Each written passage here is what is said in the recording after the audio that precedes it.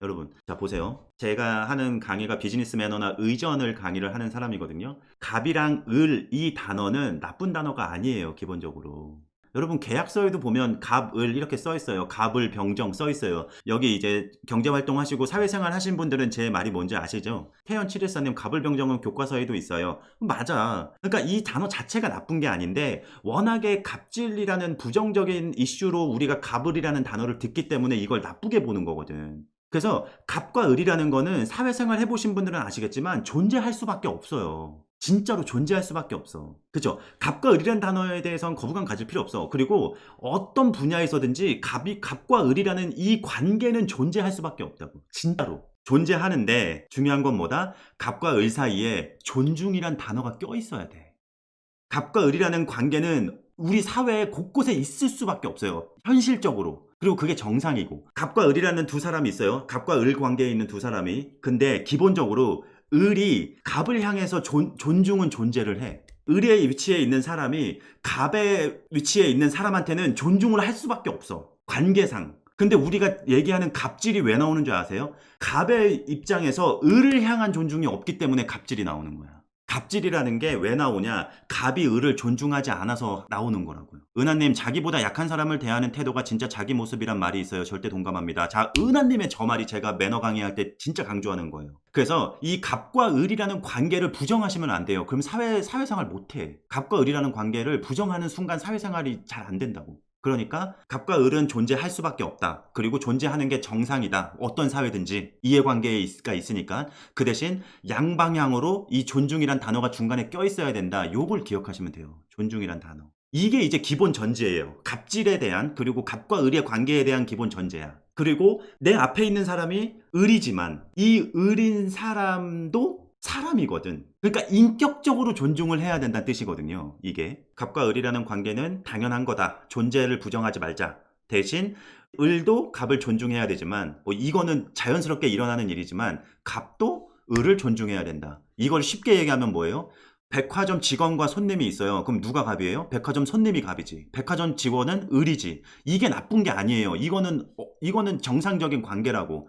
근데 백화점 직원은 당연히 손님 응대하는 입장에서 백화점 손님을 존중하죠. 근데 백화점에서 진짜 막 쓰레기 같은 사건들을 보면 어떡해요? 갑인 손님이 을인 백화점 직원을 존중하지 않을 때 그런 일이 생기는 거죠. 예전에 왜 주차장에서 주차관리 요원 무릎 꿇힌 그런 사건들 있죠? 네, 막 뭐 물건 집어던진다 막 이런 사건들. 그런 게 에스더님 말씀하신 대로 상호 존중이 딱 없는 거지. 아미올레님, 갑과 을을 떠나서 사람 대 사람으로 서로 인격 존중을 해야 한다는 게 당연한 일이죠. 저거예요, 저거. 자, 그러면 이 개념을 말씀을 드렸으니까 조금 범위를 좁혀보겠습니다. 갑과 을이 있는데 여러분들이 갑이라고 생각해보세요. 이 방송을 보고 있는 여러분들이 갑의 위치에 있습니다.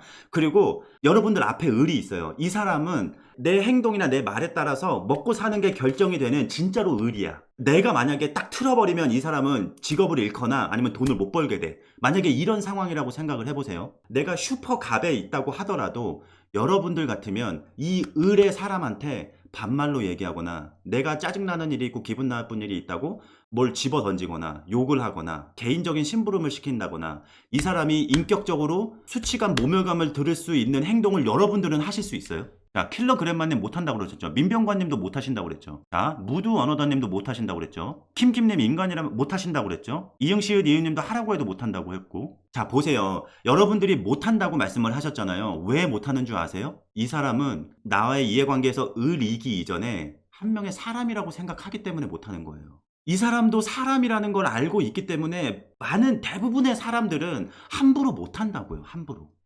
자, 초코케이크님, 사람은 적응의 동물이기 때문에 계속해서 슈퍼갑에 위치해 있다 보면 그렇게 될 수도 있지 않을까요? 맞아요. 성공한 연예인들, 아이돌들은 성공한 순간부터 의전 속으로 들어간다고 말씀을 드렸어요. 나이가 10대건 20대건 상관이 없어요. 성공하잖아요?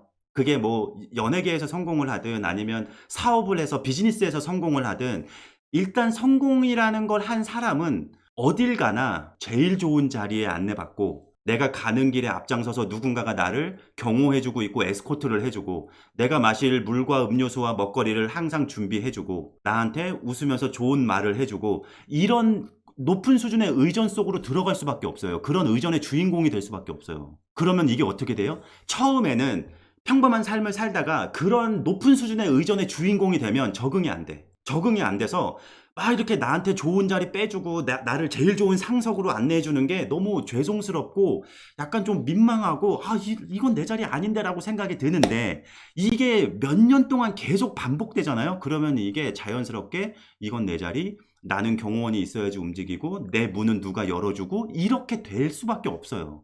왜냐? 그게 사람이니까 그래, 사람이니까. 에스더님 의전을 해온 사람 입장에서 그게 보이신다고요. 그러니까 그게 사람이니까 그래요. 그래서 저는 그것까지 비난하지 않아요.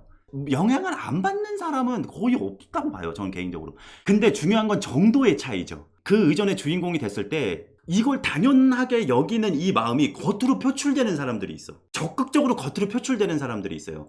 그런 사람들이 눈에 보일 때 사람들이 별로 안 좋아하는 거야. 야, 쟤 연예인병 걸렸다. 쟤 옛날엔 안 그랬는데 뜨더니 쟤 사람 변했다. 이 얘기를 듣는 사람들은 그 융숭한 대접이 당연하게 느껴지는데 그거를 밖으로 적극적으로 표현하는 거야. 그래서 오히려 적극적으로 제 자리 어디예요? 아니지. 더 좋은 자리로 주셔야지 저 갑니다. 지금 제가 왔는데 뭐 이 정도밖에 안 해주시는 거예요?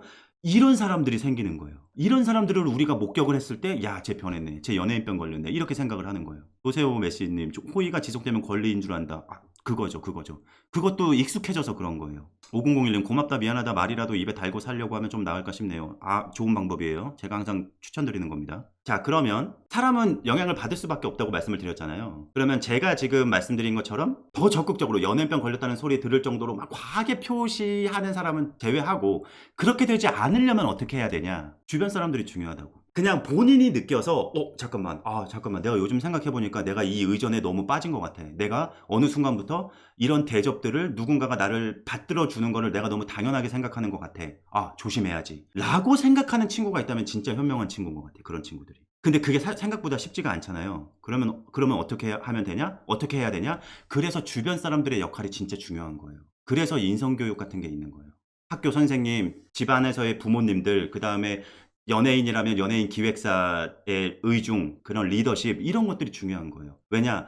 그 의전 속에 취해 있는 상태에서는 자기 혼자 중심을 찾아가기가 어려울 수도 있거든요. 그러니까 이 중심을 잘 잡도록 이 사람한테 영향을 미칠 수 있는 사람들이 어느 정도는 가이드를 해줘야 된다고요. 그런 인성의 측면에서. 그래서 이번 일을 보고 제가 아쉬웠던 게 기획사에 대한 아쉬움이 좀 있는 거죠. 아미올맨님, 예절교육, 인성교육이 괜히 있는 게 아니에요. 맞아요. 그래서 그 부분도 아쉬웠던 거죠. 분명히 그런 이슈들이 이전에도 있었을 확률이 높거든요. 사실은. 그리고 이전부터 있었을 확률이 높기도 하고, 이전부터 있다는 얘기는 어쨌거나 활동 연차수가 적을 때부터 있었을 수 있었다는 얘기잖아요. 그거를 처음부터 잡아줬어야 되고, 중요한 건 데뷔를 시킨 회사잖아요. 그러니까 중간에 성공한 상태에서 들어온 게 아니라 처음부터 데뷔를 시켰잖아요. 그러면 처음부터 살살 이렇게 좋은 방향으로 가이드해 줄 기회가 분명히 있었을 거라고. 근데 그게 조금 아쉬운 거죠, 저는. 전 진짜 안타깝다니까요. 막 이렇게 비난하고 싶은 게 아니에요. 안타까워서 그래요. 안타까워서. 막 맹목적으로 비난하고 싶지도 않아요. 사실 잘못한 건 잘못한 거지. 왜냐면 사람으로서 존중한 게 아니니까, 사람으로서 존중을 하지 않았으니까 두말할 여지가 없죠. 당연히 사과하고 그렇게 해야죠. 반성할 부분도 있죠. 내 관계에서의 우위를 바탕으로 누군가를 하대하는 거는 진짜 안 좋은 거죠. 아쉬워하고, 그 다음에 어차피 일어난 일이잖아요. 그러니까 이 일어난 일을 교훈 삼아서 어떻게 우리가 다시 한번 사람을 존중하는 태도들을 갖출 수 있을까? 어떻게 하면 서로 이해관계에 상관없이 존중하면서 지낼 수 있을까? 이런 얘기들을 좀 해봤으면 좋겠는 거죠. 제 개인적인 생각으로는.